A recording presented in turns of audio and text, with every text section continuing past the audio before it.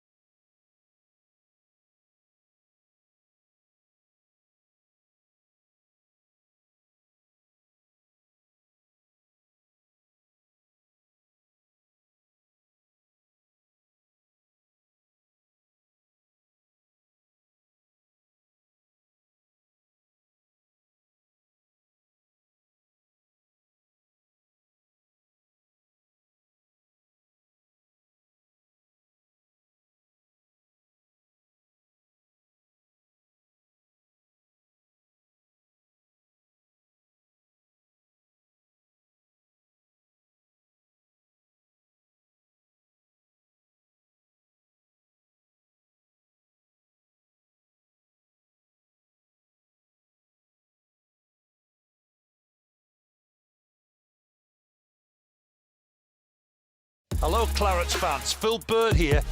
Sign up to Clarets Plus Premium and get exclusive access to live content.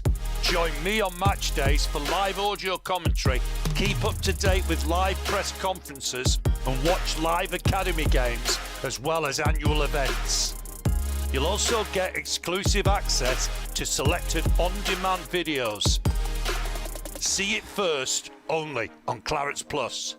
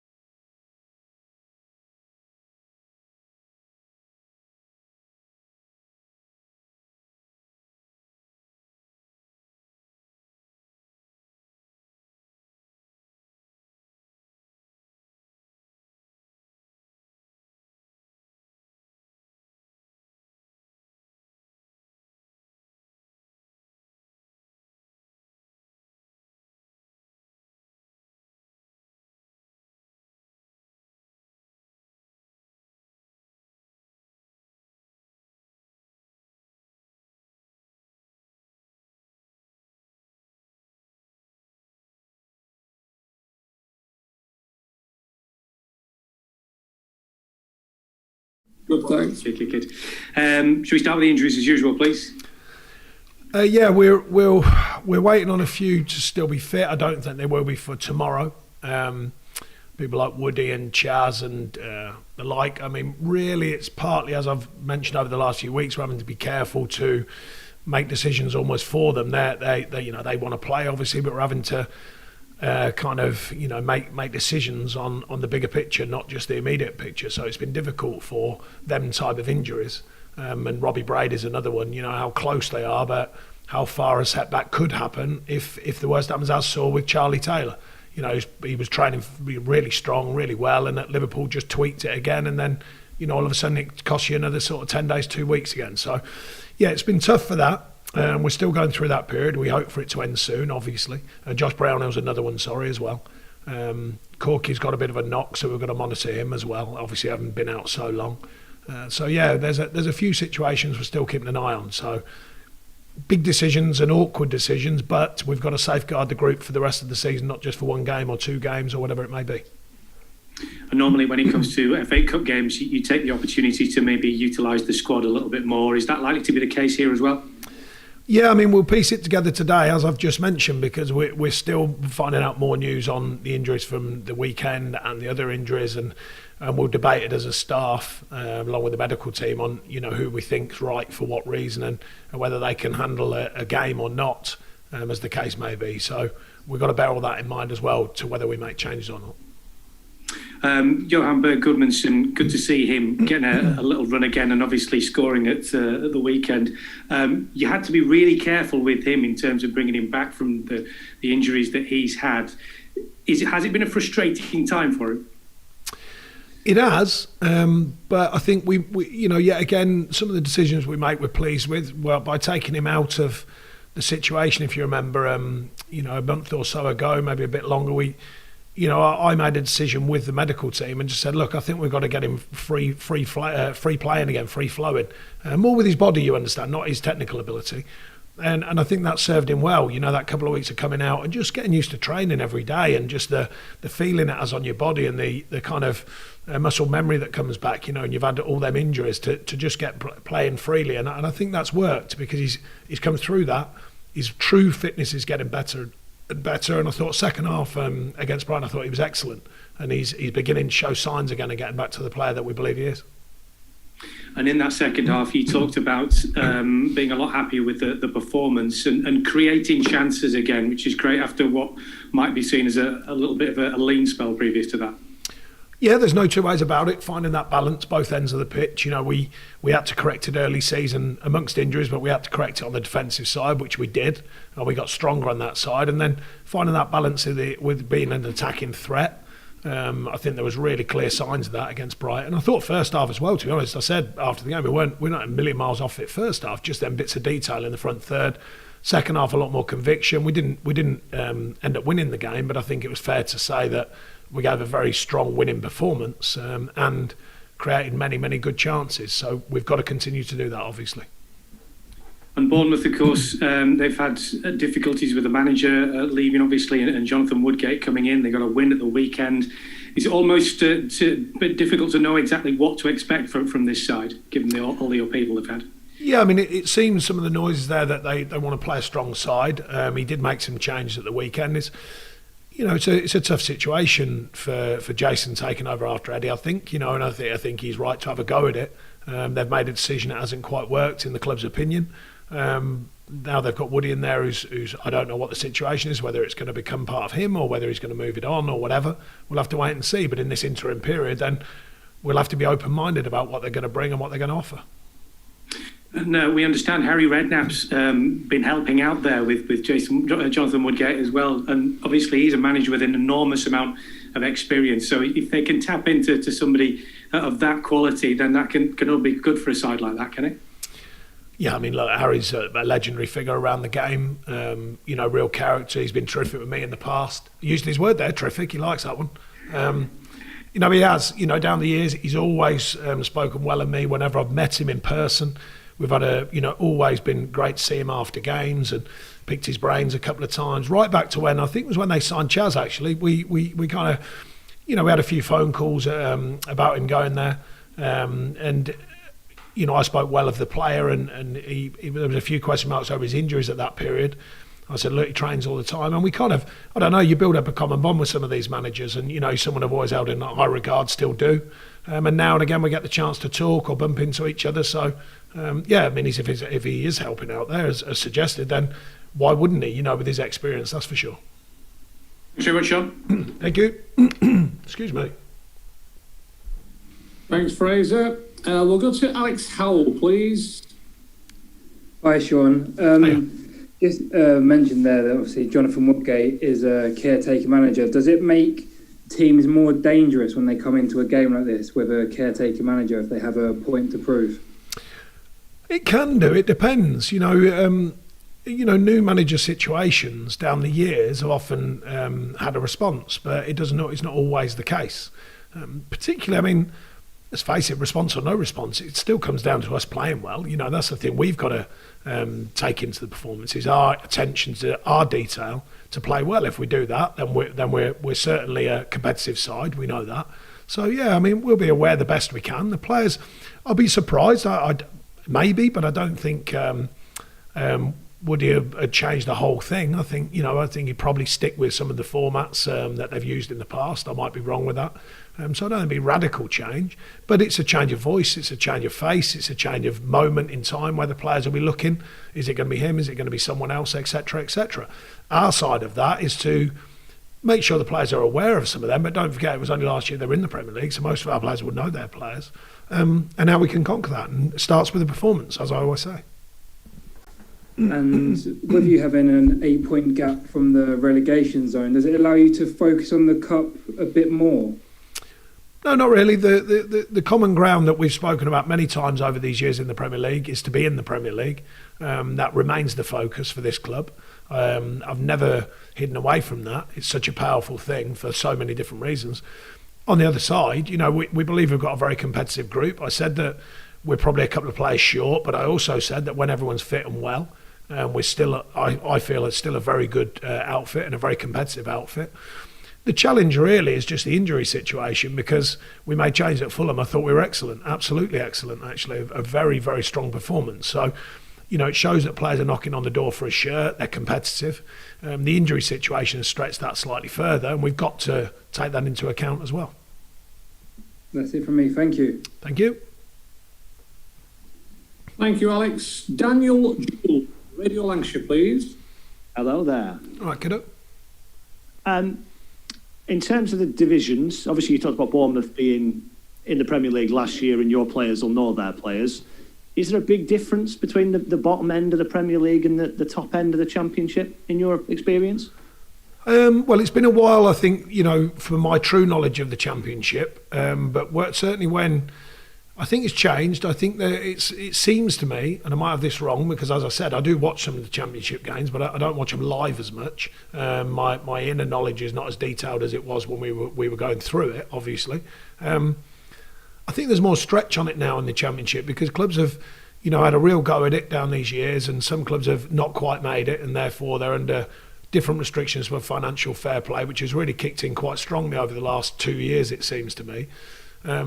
Teams are slightly more mixed now. You know, there's that mixture of young players coming through and some older players who, you know, maybe a bit more experienced. So I don't really know what the gap's like. There is a gap without a doubt. There always was, though. Don't misconstrue my words. There's always been a gap between the Premier League and the Championship.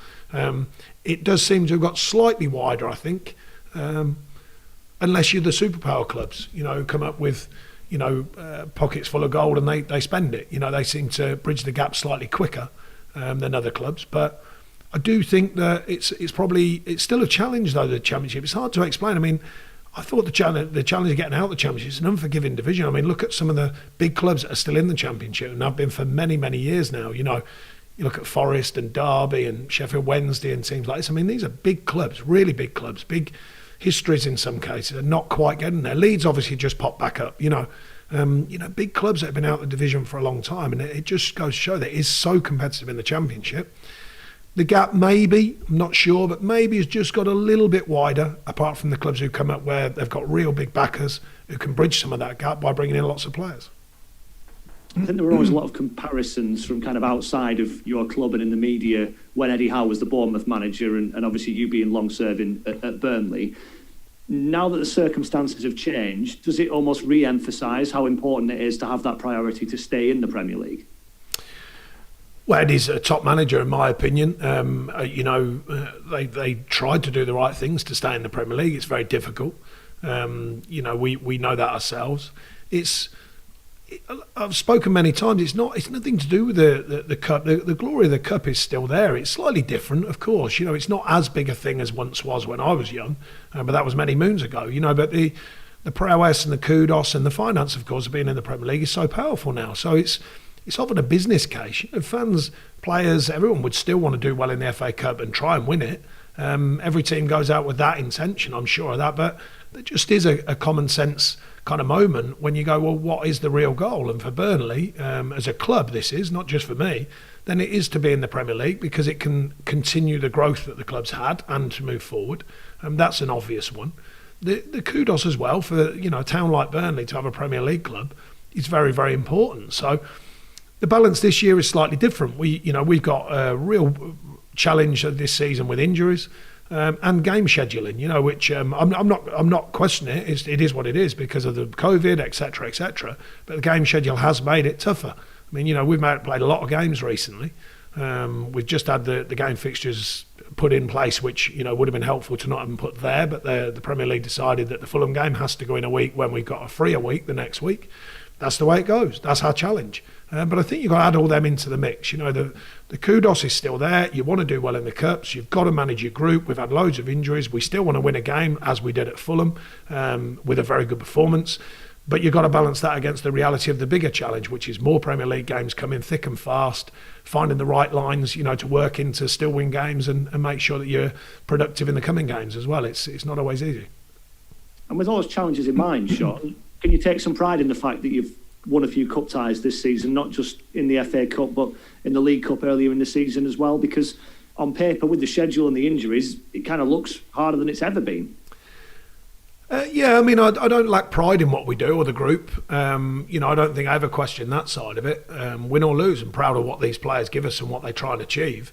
I think the cup situation has been, like a lot of this season for us, has been stretched somewhat with the numbers game, literal numbers as in our playing numbers, that is, and fit players, but equal with the number of games as well. But like I say, I'm not crying it in. I don't believe in that. The fact is, the games are there, they're scheduled in. We have to get our mindset right to go and deliver. And this is another one of them. So we'll be putting out a team as we did against Fulham, in the sense that we believed that team could win and perform, and it did both. Now we'll be doing that again tomorrow and see where that takes us. And just last one from me, Sean. Can I ask you about Kevin Long? I spoke to him earlier on about his new contract and about 11 years at the club and being your longest serving player. That doesn't happen very often. He's a bit of an unsung hero. What kind of an asset is a player like that to have around the place with that length of service? Yeah, the biggest thing for Long is, I think not very often, but now and again, people get that feeling, he doesn't play so much. Is he happy to just sit there and wait? He's not happy with that at all. He pops in to see me every now and again. How can I move forward? How can I play? Let's face it, he's a recognised international player as well, despite not playing for us every week. But that's what others think of him as well as me. He knows he gets treated with respect here. We know he can play. We know he can do the job. His timing has been probably hard, when you look at some of the performers we've had at centre-half positions and still got. It is very difficult. These players are, playing, knocking on the door of the international scene with England and, as long as with Ireland, which is fantastic. I do think he's very understanding, professionally speaking. But just to remind you, he knocks on my door. He wants to play. He does want to play. And that's the right attitude to have. And that's why he stayed here so long, because his attitude stays very clear-minded and very respectful of the group, but also very professional to make sure when his time comes, he plays well. Thank you. Thank you. Thank you, Daniel. David Sheldon, please, Press Association. Just have a quick swig of water. Hi, Sean. Hiya. Just the one from me. Would you say you prefer or enjoy FA Cup games to one-ins in the Premier League, given there might be less pressure on these cup games?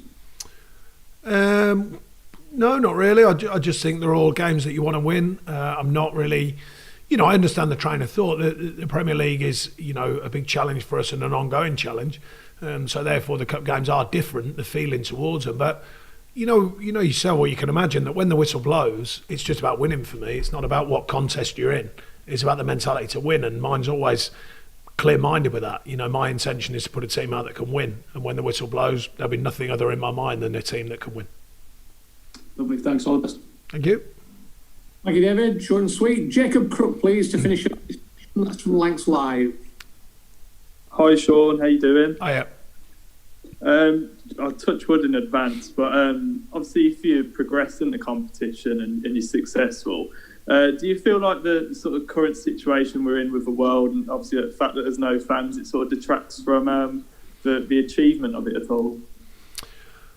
No, I don't think the fans in that sense. I mean, look, it's not the same as being in a stadium full of fans. We all know that. Everyone's around football is witnessing that and experiencing it. But I don't think it detracts. It's just the reality of the situation. I certainly don't think. Excuse me. I mean, a bigger picture thing, but I don't think Liverpool winning the title last year was detracted from. Personally, I thought they were fantastic, and I think everyone recognises that. Whatever happens with the FA Cup this year for us and others, I still think people will recognise it. It's just that, it's bound to affect the fact that with people not physically being in a stadium, there's not the same feel. And that's just an obvious, fact of the moment. Super, thank you. Thank you. Thank you, Jacob. That's the broadcast. Hello, Clarets fans. Phil Bird here. Sign up to Clarets Plus Premium and get exclusive access to live content. Join me on match days for live audio commentary. Keep up to date with live press conferences and watch live academy games as well as annual events. You'll also get exclusive access to selected on-demand videos. See it first only on Clarets Plus.